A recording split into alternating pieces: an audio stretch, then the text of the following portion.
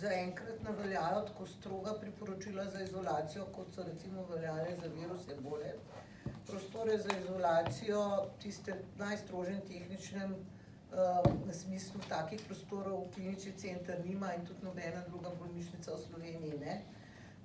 Vendar je pa možna izolacija v prostorih s predprostorom, kjer je možno zračenje in kjer je bolnik tudi prostorsko ločen od ostalih. V tem primeru, če bi tak bolnik prišel, bomo že poskrbeli, da bo hospitaliziran, tako da se okužba ne bo širila.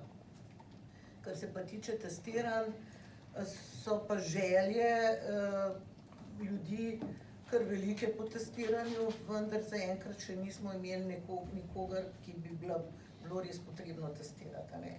Ljudi, ki so potencialno bili v krajih, kjer se ta virus širi ali pa so morda bili v isti državi, vemo, da je Kitajska ogromna, ne.